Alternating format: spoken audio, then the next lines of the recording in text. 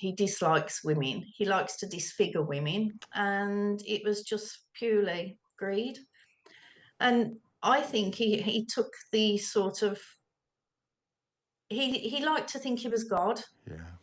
He liked to think that I've saved you from cancer because of this operation. And to be quite honest, I think people are so grateful to him at that point. Yeah. But really, he's just an absolute monster.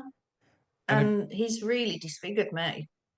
Well, I went to see Mr. Patterson early 2000, and I'd got a bit of a concern in my right breast. I found a lump.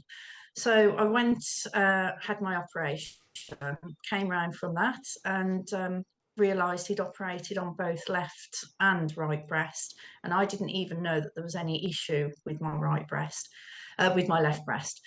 So the plasters came off. I looked at my breast, and he'd left a massive indentation in my left breast, which needed corrective surgery with implants. So left it at that, had the implants done. My implants burst in around about 2009. So they had to come out. So that was more surgery caused by what Mr. Patterson had done in the first place.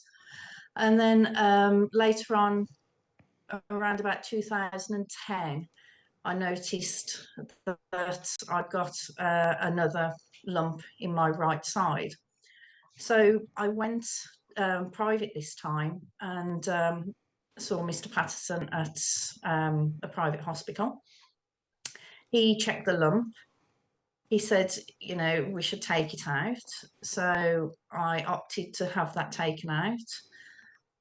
Came round, went back for my review checkup, and he said, "Oh, it's a good job that we've caught this when we did because it was showing signs of crystallization and going cancerous."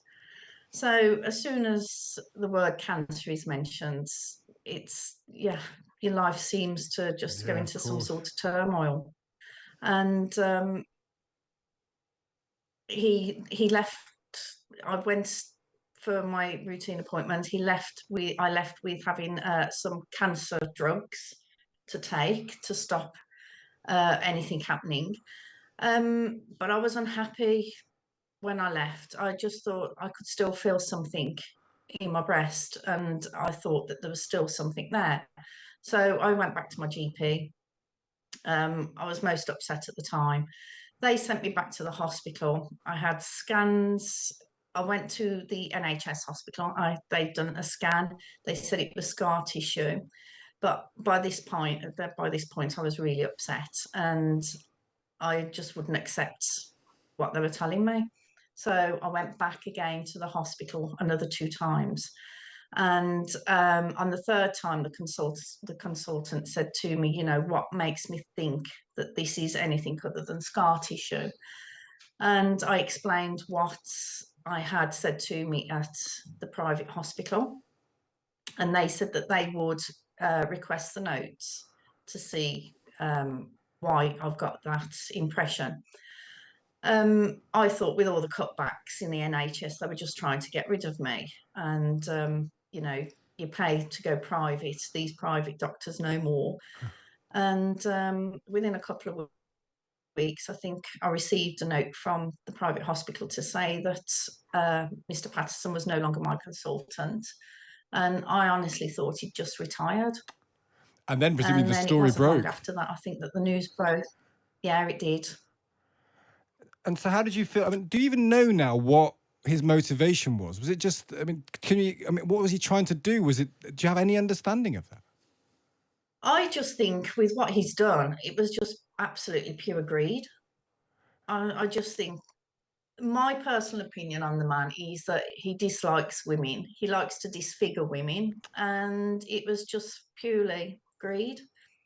And I think he took the sort of he liked to think he was God. Yeah. He liked to think that I've saved you from cancer because of this operation. And to be quite honest, I think people are so grateful to him at that point. Yeah.